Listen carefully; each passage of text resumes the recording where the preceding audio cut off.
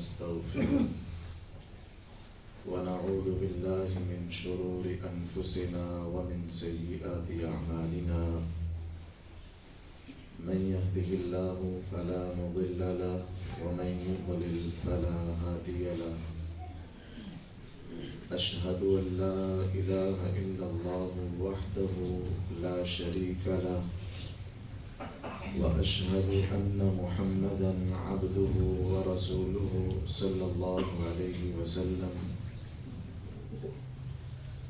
أما بعد فإن خير الحديث كتاب الله وخير الهدي هدي محمد صلى الله عليه وسلم وشر الأمور محدثاتها وكل محدثة بدعة وكل بدعة ضلالة وكل ضلالة في النار.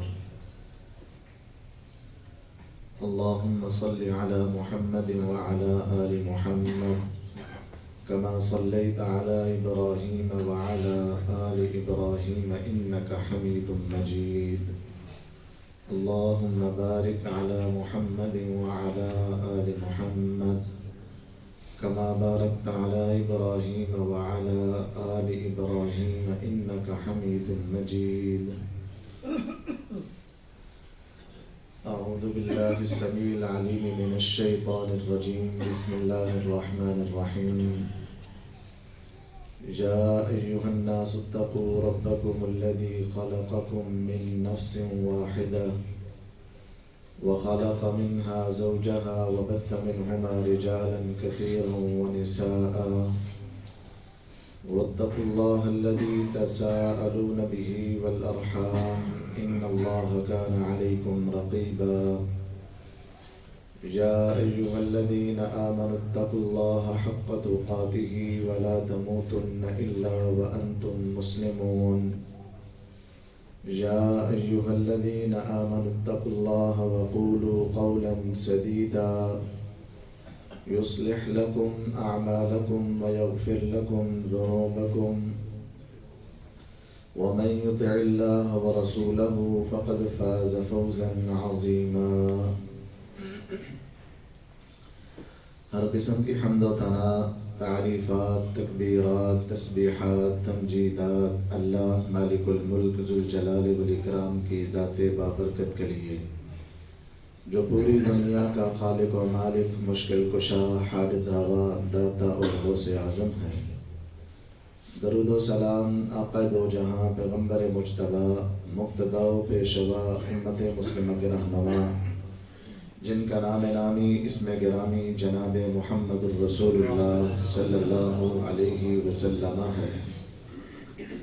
سامعین محترم، اللہ رب العالمین نے انسانیت کی ہدایت کے لیے کئی ایک طریقے بیان کیے، کہیں اللہ نے ہماری رہنمائی کے لیے ہمیں حکم دیا کہ ایسا کرو، بعض جگہوں سے ہمیں روکا ایسے نہ کرو، اور بعض مقامات پر اللہ نے ہمیں واقعات بیان کیے کہ سابقہ امتوں کے اندر یہ واقعات رونما ہوئے، جنہوں نے رب کی اطاعت کی اللہ نے ان پر انعامات کیے، جنہوں نے اللہ کے ساتھ بغاوت کی اللہ کا عذاب ان پر نازل ہوا۔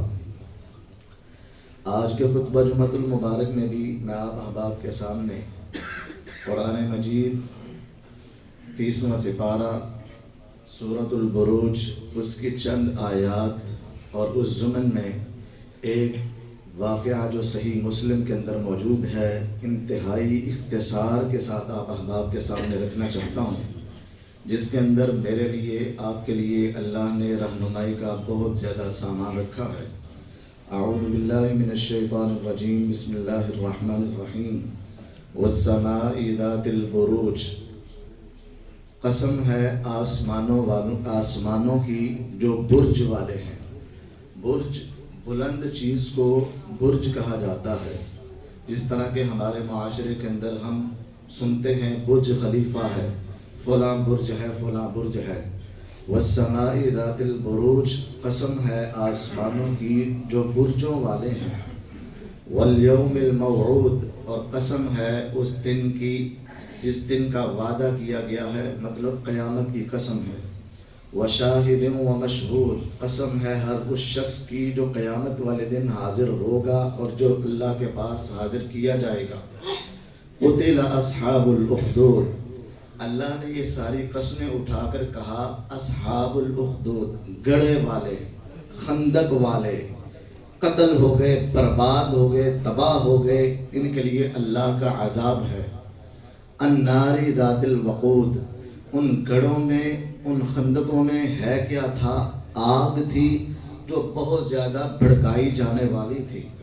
اذ ہم علیہا قعود، جب لوگوں کو اس خندق کے اندر داخل کیا جا رہا تھا اور وہ پھینکنے والے ان خندقوں کے اوپر بیٹھ کر دیکھ رہے تھے، مذاق بنا رہے تھے۔ وَهُمْ عَلَى مَا يَفْعَلُونَ بِالْمُؤْمِنِينَ شُهُودٌ، اور وہ جو ان لوگوں کو پھینک کر جلتے ہوئے دیکھ رہے تھے، اس بات پر ان کی نفس، ان کی ذات خود اس بات پر گواہ ہے۔ وَمَا نَقَمُوا مِنْهُمْ إِلَّا أَن يُؤْمِنُوا بِاللَّهِ الْعَزِيزِ الْحَمِيدِ، اور انہوں نے یہ انتقام صرف اس لیے لیا کہ یہ لوگ صرف ایک اللہ پر ایمان رکھتے ہیں جو غلبے والا ہے، رحمت والا ہے۔ تو اس اللہ پر ایمان لانے کی وجہ سے ایک گروہ نے لوگوں کو دنیا کے اندر خندقیں کھود کر آگ جلا کے اس کے اندر پھینک کر مذاق بنایا۔ اللہ کہتے ہیں یہ لوگ تباہ و برباد ہو گئے۔ اب وہ کون لوگ تھے، یہ کس چیز کی طرف اشارہ ہے؟ قرآن مجید کی بہترین تفسیر حدیث مبارکہ کے اندر نبی پاک صلی اللہ علیہ وسلم بیان کرتے ہیں، اور وہ صحیح مسلم کے اندر ایک لمبی تفصیلی حدیث ہے جس کو انتہائی اختصار کے ساتھ آج کے اس خطبہ جمعۃ المبارک میں بیان کرنا چاہتا ہوں۔ اللہ کے نبی صلی اللہ علیہ وسلم نے بیان کیا کہ یہ بنی اسرائیل کے اندر ایک بادشاہ تھا جس کی اپنی پوری رعایا پر بہترین حکومت تھی، اور وہ حکومت اپنے جادوگروں کے ذریعے سے چلاتا تھا۔ جو شخص بھی اس کے خلاف بات کرنے لگتا، اس کے جادوگر اس پہ جادو کر دیتے اور وہ بیچارہ خود پریشان ہو جاتا اور سائڈ پہ ہو جاتا۔ لہٰذا یہ اپنی بڑی بہترین بادشاہت گزارنے لگا۔ یہ سلسلہ چلتا جا رہا تھا۔ ایک دن ان جادوگروں میں سے جو سردار تھا اس نے بادشاہ سے کہا، بادشاہ سلامت، میں بوڑھا ہو گیا ہوں اور میری زندگی کا پتہ نہیں ہے، لیکن آپ ایسا کریں کوئی نوجوان مجھے دیں جس کو میں یہ جادو سکھا دوں، میرے مرنے کے بعد آپ کے سارے انتظامات وہ سارے سنبھالتا رہے اور آپ کے ساتھ دستے بازو بنا رہے اور جادو کا سلسلہ جاری و ساری رہے اور آپ کی حکومت صحیح طریقے سے چلتی رہے۔ بادشاہ نے کہا بات تو ٹھیک کی ہے۔ میرے آقا نے فرمایا، اس بادشاہ نے اپنی پوری رعایا کے اندر اعلان کروا دیا، لوگوں کے اندر اعلان ہوا کہ بادشاہ سلامت کو ذہین و فطین سمجھدار بچے چاہیے جو اپنے بچے دینا چاہتے ہیں بادشاہ کی نگرانی میں رکھیں، بادشاہ ان کی کفالت کرے گا، بہترین کھانا، رہائش، ساری سہولیات بادشاہ ان کو اپنے پاس رکھنا چاہتا ہے۔ لوگوں نے سمجھا بڑے اعزاز کی بات ہے، لوگوں نے اپنے ذہین فطین سمجھدار عقل مند دانا بچے بادشاہ کے پاس بھیجے۔ بادشاہ نے ان کا ٹیسٹ کیا اور ان میں سے جو سب سے زیادہ ذہین تھا، بادشاہ نے اس بچے کو اپنا بیٹا بنا لیا، اپنے گھر میں رہائش دی اور اس کے سارے اخراجات اٹھا لیے۔ اب اس بچے کو جادو سکھانے کے لیے اس جو بڑا جادوگروں کا سردار تھا اس کے پاس بھیجنے لگے۔ اس کی رہائش بادشاہ کے محل میں نہ تھی، تھوڑی سی سائڈ پہ تھی۔ بادشاہ کے محل میں یہ بچہ رہائش پذیر ہوا، روزانہ بادشاہ کے محل سے گزرتا نکلتا اور یہ اس جادوگر کے پاس جاتا اور وہاں پر جادو سیکھتا اور پھر رات کو واپس آ کر بادشاہ کے گھر میں رہائش کرتا۔ یہ صحیح مسلم کا سچا واقعہ ہے۔ ہمیں جس طرح سورج سامنے نکلا ہو بات اس پر یقین ہوتی ہے، اس سے زیادہ یقین اس بات پر ہے جو میرے پیارے نبی جناب محمد صلی اللہ علیہ وسلم بیان فرماتے ہیں۔ ہمیں اس پر زیادہ یقین ہے۔ میرے آقا نے فرمایا یہ شخص اب نکلا، سمجھدار تھا۔ ایک دن راستے میں اس نے ایک جھونپڑی دیکھی، اس جھونپڑی کے اندر ایک راہب تھا جس کو آج ہم اپنی زبان میں پادری کہتے ہیں۔ عیسائیوں کا بڑا جو عالم ہوتا ہے عربی کے اندر اس کو راہب کہا جاتا ہے، اور ہماری زبان میں ہم اس کو پادری کہتے ہیں۔ سمجھدار تھا، اور سمجھدار شخص دائیں بائیں دیکھتا ہے یہ کیا ہو رہا ہے، ادھر کیا ہو رہا ہے، آگے کیا پیچھے کیا۔ اس نے ایک دن وہ جھونپڑی دیکھی تو دیکھنے لگا آخر اس میں کیا ہے، ادھر تو دیکھوں یہ کیا ہے۔ اس نے دیکھا ایک اندر بزرگ ہے، پوچھا آپ کون ہے؟ کہا میں اللہ کا بندہ ہوں۔ کیا کر رہے ہیں؟ میں اللہ کی عبادت کر رہا ہوں۔ کون سا اللہ؟ جو آسمانوں پہ ہے۔ اس نے کہا ہم نے تو سنا ہے یہ بادشاہ ہمارا رب ہے، آپ بتا رہے ہیں آسمانوں پہ کوئی رب ہے؟ اس نے کہا ہاں ہاں میں بات سچ کہہ رہا ہوں، جو رب ہے وہ آسمانوں پہ ہے، یہ دنیا کا بادشاہ یہ جھوٹا معبود بنا بیٹھا ہے، یہ حقیقی رب ہرگز نہیں ہے۔ اس نے باتیں سنی، پریشان ہوا، بہرحال چل دیا، بادشاہ کے پاس سے نکلا، یہاں سے ہوا اور جادوگر کے پاس پہنچا، اس سے تعلیم لی۔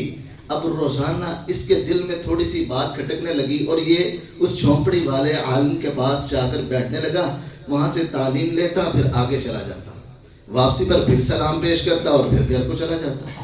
جب اس کی روٹین کے اندر تھوڑی سی تاخیر ہونے لگی، ادھر بادشاہ کے گھر سے نکلا ہے، جادوگر کے پاس لیٹ پہنچا، جادوگر سے نکلا، بادشاہ کے گھر میں لیٹ پہنچا، تو اس کی جانچ پڑتال ہونے لگی، ڈانٹ ڈپٹ ہونے لگی، آخر تم لیٹ کیوں آتے؟ اس نے جا کے پادری سے شکایت لگائی، تو میری تو انکوائری ہو رہی ہے، پوچھا جا رہا ہے کیا کیا جائے۔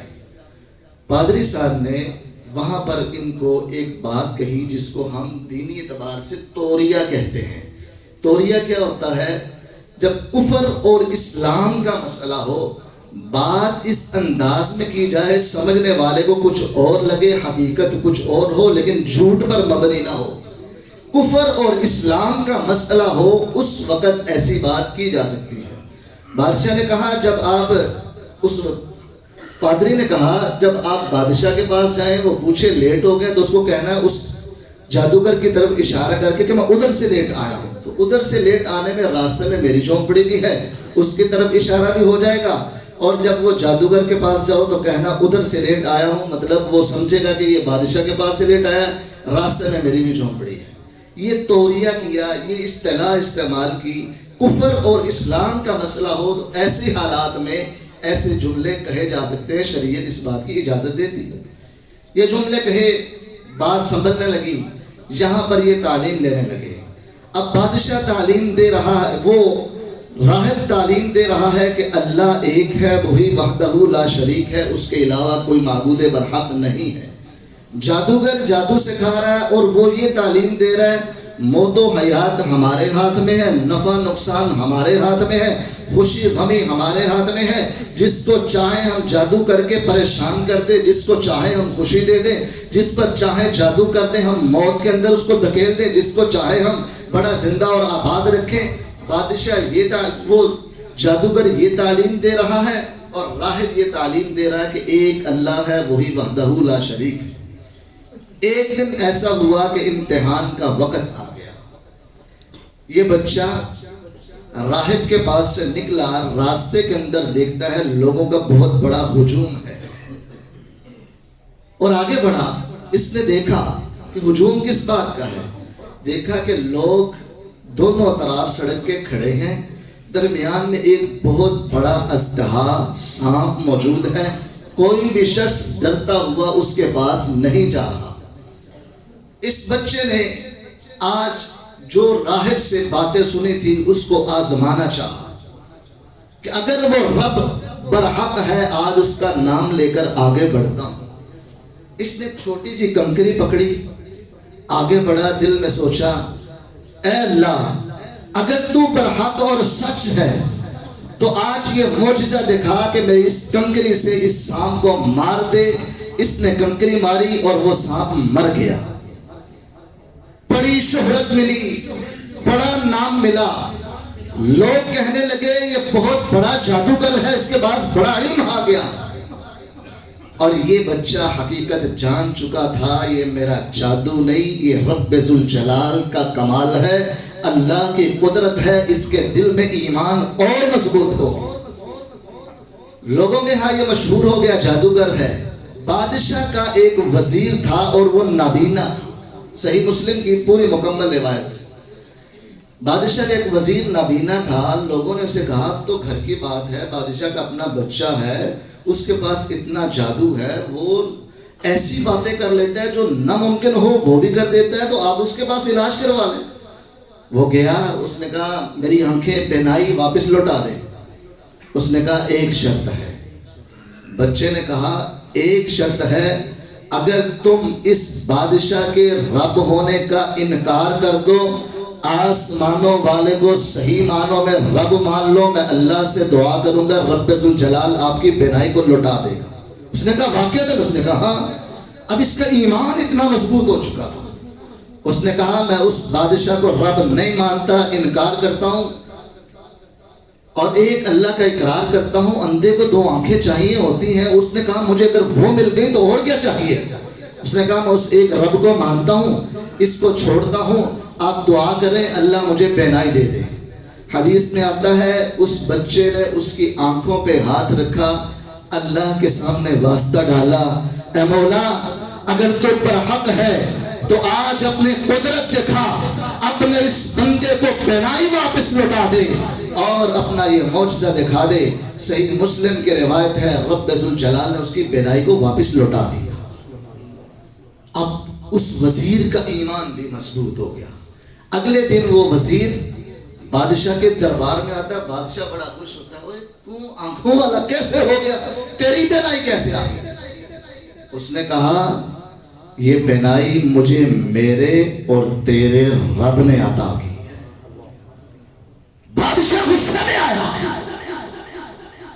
الگ رب غیری, کیسی بات کر رہا ہے, کیا میرے علاوہ بھی تیرا کوئی اور رب ہے. اس نے کہا ہاں, ربی و ربک اللہ, میرا رب تیرا رب آسمانوں والے رب ذوالجلال ایک اللہ ہے. غصے میں آیا, اس نے کہا تمہیں یہ تعلیم کس نے دی ہے. ڈانٹا, ڈرایا. اس وزیر نے اس بچے کا نام لے دیا, فلاں بچے نے مجھے یہ تعلیم دی ہے. بچے سے پوچھا گیا ہاں بھی تیرا کیا عقیدہ ہے. اس نے کہا میرا رب بھی وہی ہے جو تیرا رب ہے, تو معبود برحق نہیں ہے. اس نے بچے کو ڈرایا تجھے یہ تعلیم کس نے دی ہے. اس نے راہب کا نام لے لیا, راہب کو بلایا. اس کا ایمان بھی مضبوط تھا. آج لوگوں کے ایمان کمزور ہے, چند ٹکوں پہ بکنے والے اور اپنے ایمان کا سودا کرنے والے. تھوڑی سی آزمائش آ جائے اپنے عقائد بدل لیتے ہیں. پادری کو بلایا گیا, اسے کہا اپنا عقیدہ بدل لو وگرنہ تمہارا انجام بہت برا ہونے والا. اس نے کہا جو چیز چاہتے کرو, عقیدہ نہیں بدل سکتے. ہمارا عقیدہ یہی ہے کہ اللہ وحدہ لا شریک ہے, اس کے علاوہ کوئی موت و حیات کا مالک نہیں, کوئی نفع نقصان کا مالک نہیں. وہی ایک اللہ ہے, وہی پر حق ہے. کسی اور کے سامنے ہم نہ رکوع کر سکتے نہ سجدہ کر سکتے ہیں, کسی اور کو مشکل کشا مان ہی نہیں سکتے. اس نے لوگوں کو جمع کیا, بادشاہ نے آرا منگوایا. اور لوگ جانتے ہیں آرا یہ 2 افراد دونوں سائڈوں سے پکڑ کے بڑا بلیڈ ہے, اس کے ساتھ چیرا جاتا تھا. اس شخص کے پادری کے سر پہ رکھا, اس کو چیرا, 2 ٹکڑے کر دیا, سر کو, ناک کو, سارے بدن کو 2 ٹکڑے کر کے یوں زمین میں پھینک دیا. بادشاہ تکبر کے ساتھ, حدیث کے الفاظ, اس 2 ٹکڑوں کے درمیان چلنے لگا اور اس وزیر اور اس بچے سے مخاطب ہو کے کہنے لگا باز آ جاؤ, اگر تم نے اپنا عقیدہ تبدیل نہ کیا تو تمہارا انجام بھی ویسا ہونے والا. حدیث میں آتا ہے جب اس نے یہ دھمکی لگائی وزیر کا ایمان اور مضبوط ہو گیا. کٹ تو جائیں گے, مر تو جائیں گے, عقیدہ تبدیل نہیں کر سکتے. اس اللہ سے غداری نہیں ہو سکتی. ہماری گردنیں بھی قربان ہو جائیں, ٹکڑے ہو جائیں, عقیدہ توحید پر کمپرومائز نہیں ہو سکتا. اس نے کہا جو چیز چاہتے کر لو. عبداللہ بن عباس رضی اللہ تعالیٰ عنہ صحابی رسول فرماتے ہیں ہم نے ایسے افراد نہیں دیکھے کہ جو دن کے وقت شاندار کفار کے سردار تھے اور شام کے وقت ایمان والوں کے سردار تھے. ان کا ایمان بھی ایسا مضبوط ہو گیا جس طرح موسیٰ علیہ السلام پر جادو کرنے والوں کا ایمان مضبوط ہوا تھا. صبح کے وقت وہ جہنم والے تھے, شام کے وقت وہ ایمان لا کر جنت کے سردار, جنت کے خوشیاں لینے والے, جنت کے مہمان بنے بیٹھے. کہا ایمان اتنا مضبوط ہو گیا. اس شخص کو بھی انہوں نے قتل کر دیا. اب وہ ایک بچہ بچا جس کا ایمان اور زیادہ مضبوط ہو گیا. اس نے کہا بادشاہ نے, ابھی یہ تو بچہ ہے, کمزور دل اور دماغ والا ہے, اپنا فوجی دستہ لیا, کہا اس کو لے جاؤ پہاڑوں پر, پہاڑ کی چوٹی پر لے جا کر اس کو ڈرانا, اگر مان لو تو واپس لے آنا, اگر نہیں مانے گا اس کو اوپر سے گرا دینا, اور ایک مرتبہ اس سے پوچھ لینا, اگر اپنے عقیدے سے باز آ جائے تو بچہ بڑا کام کا ہے, واپس لے آنا. بچے کو لے جایا گیا, پہاڑ کی چوٹی پہ چڑھے. اس بچے نے اپنے رب کو پکارا, ایک دعا پڑھی جو میرے نبی نے بھی ہمیں سکھائی ہے, ہمیں بھی پڑھنی چاہیے. بڑے دشمن ہیں, بڑے حاسد ہیں. اس نے جملے کہے, اللہم اکفنیہم بما شئت وکیف شئت. یہ جملے پڑھے, اے اللہ ان کے مقابلے میں تم مجھے کافی ہو جا, جیسے بھی ہو جا, جیسے بھی ہو جا. اللہ یہ تیری قدرت ہے, بظاہر میرے پاس کی بات نہیں ہے. اے اللہ تو ہی نے کافی ہو جا. وہ علی کل شیء قدیر ہے, فعال لما یرید ہے. جب رب کو پکارا جائے, اللہ کہتے ہیں انا عند ظن عبدی بی, میں اپنے بندے کے گمان کے مطابق ہو جاتا ہوں. اس بندے نے مجھے پکارا, مجھ سے حسن ظن رکھا, پھر رب ذوالجلال نے پہاڑ کو حکم دیا, پہاڑ نے ہچکولا کھایا, وہ حرکت میں آیا, سارا فوجی دستہ زمین پہ گرتا ہے. یہ تنہا اللہ کا نام لینے والا وہاں پر برقرار رہتا ہے. اللہ جسے چاہے بچا لے, جسے چاہے مار دے. اب اس شخص کے پاس اختیار تھا, چاہتا تو بھاگ جاتا بادشاہ کے ڈر سے, لیکن یہ شخص, یہ بچہ دوبارہ بادشاہ کے دربار میں آیا. ارے تو آ گیا؟ جی میں آ گیا. باقی کہاں پہ؟ وہ سارے مر گئے. تو کیسے آیا؟ میں توحید کا سبق دینے کے لیے آیا ہوں, بادشاہ شہید تو بتانے آیا ہوں. تو بادشاہ ہے, رب نہیں ہے. رب وہ آسمانوں والا ہے. تو مارنا چاہتا تھا, رب بچانا چاہتا ہے. تو جس کو چاہے مارنا چاہے نہیں مارتا سکتا. اللہ جس کو مارنا چاہے وہ رب مار دیتا ہے, جس کو چاہے زندہ رکھ لیتا ہے. یہی تو تجھے بتانے آیا ہوں. موت و حیات کا مالک, نفع نقصان کا مالک وہ میرا اللہ ہے, تو بادشاہ نہیں. بادشاہ غصے میں آیا, یہ تو ہماری ضلالت ہوگی. اس نے ایک اور فوج تیار, اس نے کہا تیراکی والی فوج لائی جائے, اس کو گہرے پانیوں میں لے جایا جائے. جب درمیان میں پہنچے اس سے پوچھ لیں, اپنے عقیدے سے باز آ جائے تو واپس لے آنا, نہیں تو اس کو سمندر کے درمیان میں وہاں پہ پھینک دینا. تیرنا نہیں آئے گا, ڈوب مر جائے گا, ہماری جان چھوٹ جائے گا. اب ایسا ہوا, اس کو پانی کے درمیان میں لے جایا گیا. اس نے پھر وہی جملے کہے, اپنے رب کو پکارا, اللہم اکفنیہم بما شئت وکیف شئت. اے اللہ تو ہی مجھے کافی ہو جا. بظاہر تو اسباب ایسے ہیں, مجھے ڈبو دیں گے, مار دیں گے, لیکن تو کافی ہو جا. وہ فعال لما یرید ہے, علی کل شیء قدیر ہے. اس اللہ نے زمین کو حکم دیا, پانی کو حکم دیا. اب وہ پانی حرکت کرتا ہے, کشتی ہچکولے کھاتی ہے, سارے افراد نیچے گرتے ہیں. یہ تنہا بچتا ہے, کشتی چلانے نہیں آتی, یہ کیسے واپس جائے. اللہ نے ہواؤں کو حکم دیا, ہواؤں نے کشتی کو کنارے میں لگایا. یہ پھر نکلتا ہے, چاہتا تو بھاگ جاتا, لیکن توحید کا پیغام کیسے پہنچتا. یہ پھر بادشاہ کے دربار میں آتا, ارے تو آ گیا؟ جی میں آ گیا. باقی کہاں؟ وہ سارے ڈوب مر گئے. یہی تو بتانا آیا ہوں, نفع نقصان کا مالک اللہ ہے. اگر رب مارنا چاہے تو کائنات مل کر بچا نہیں سکتی. اگر رب بچانے پہ آئے پوری کائنات مل کر مار نہیں سکتی. الحمدللہ آج کے اہل العقید کا بھی, اہل الحدیث کا بھی یہی عقیدہ ہے. نفع نقصان کا مالک صرف ایک اللہ ہے, موت و حیات کا مالک صرف ایک اللہ ہے, خوشی غمی کا مالک صرف ایک اللہ ہے. وہ رب بچانے پہ آئے پوری کائنات کے لوگ مل جائے, نقصان نہیں پہنچا سکتے. نقصان دینا چاہے پوری کائنات مل جائے نفع دینے کے لیے ایک ٹکے کا نفع نہیں دے سکتے. یہی میرے نبی نے اپنی امت کو پیغام سکھایا. وہ بچہ بادشاہ کے سامنے کھڑا ہوتا ہے, بادشاہ آگے کیا حکم ہے اور کیا کہنا چاہتا ہے. وہ بادشاہ ضلالت سے یہ پریشان ہوتا ہے. اس نے کہا بادشاہ سنو, مجھے مارنا چاہتے ہو؟ کہاں مارنا چاہتا ہوں. کہا طریقہ میں بتلاتا ہوں, عمل اس پہ کرنا, میں مر جاؤں گا. اس نے کہا بتلاؤ. اس نے کہا بڑا آسان طریقہ ہے, ایسا کرو مجھے ایک بلند و بالا درخت پہ لٹکا دو, سولی پہ لٹکا دو, اور میں تجھے تیر دوں گا.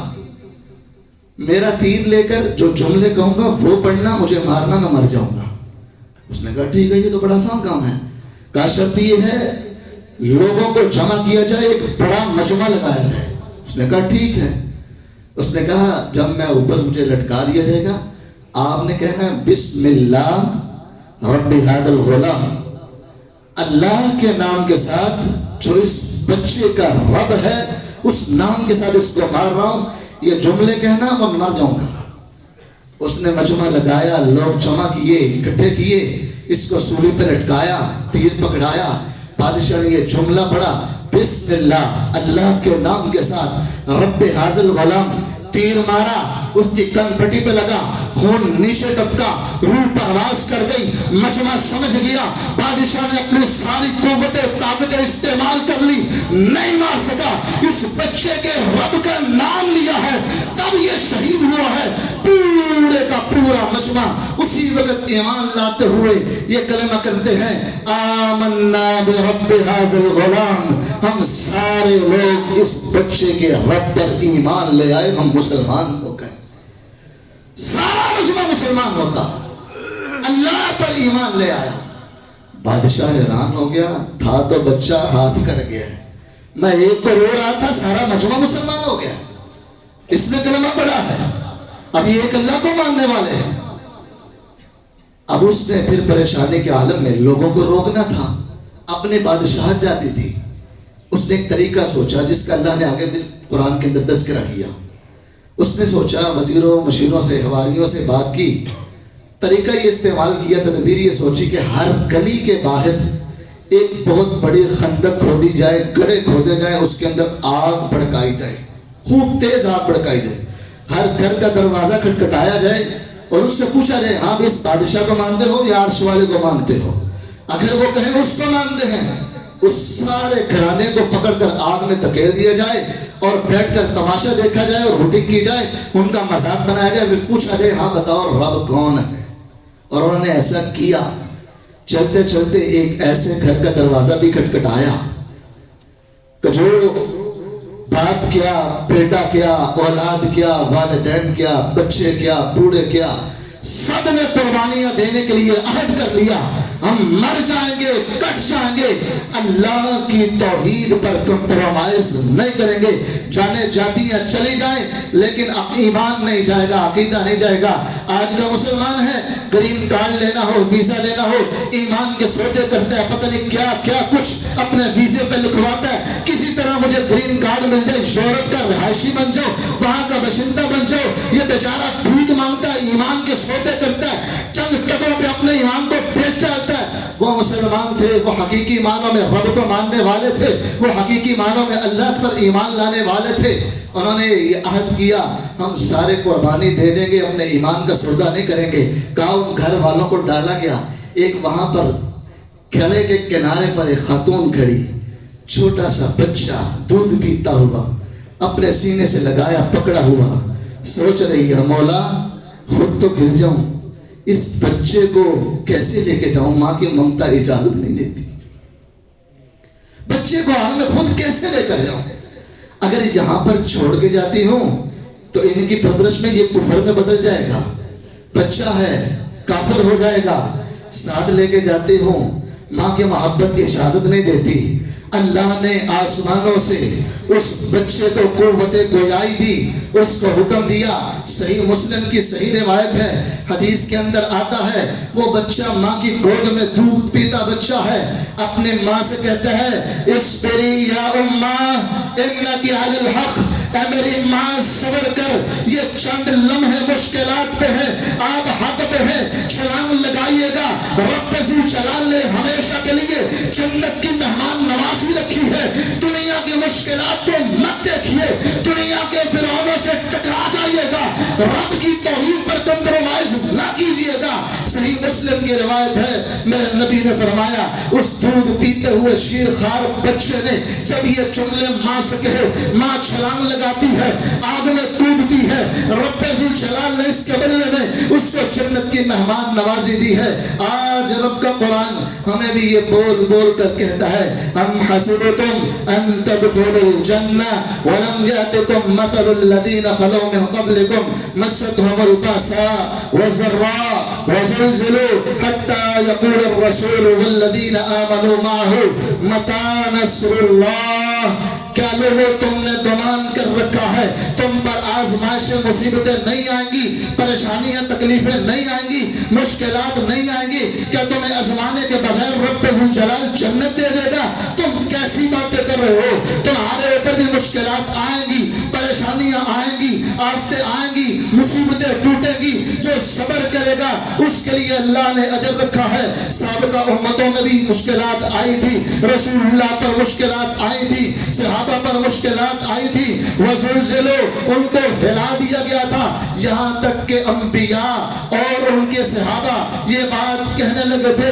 متی نصر اللہ، اللہ آپ کی مدد کب آئے گی؟ رب نے حکم نازل کیا، الا ان نصر اللہ قریب، تم صبر کا دامن مت چھوڑنا، رب کی مدد بڑی قریب ہے۔ اے امت مسلمہ، آج ہمیں بھی اپنے ایمان کو بچانا ہے، اپنے ایمان کو بچانا ہے، عقائد کو بچانا ہے۔ دیکھنا دنیا کی مشکلات میں، پریشانیوں میں، آفتوں میں، مصیبتوں میں اگر کوئی انسان کے اوپر اونچ نیچ کا وقت آ جائے، اپنے عقائد کو مت بدلنا، اپنے نظریات کو مت بدلنا، عقیدہ توحید پر زندہ رہنا۔ اگر انسان کی موت کا وقت بھی آ جائے، عقیدہ توحید کو مت چھوڑنا۔ یہ حدیث مبارکہ آج ہمیں یہ مجھے اور آپ کو سبق دیتی ہے۔ اللہ سے دعا ہے اللہ ہمیں زندہ رکھے تو عقیدہ توحید پہ موت آئے، عقیدہ توحید میں۔ آخر دعوانا الحمدللہ رب العالمین۔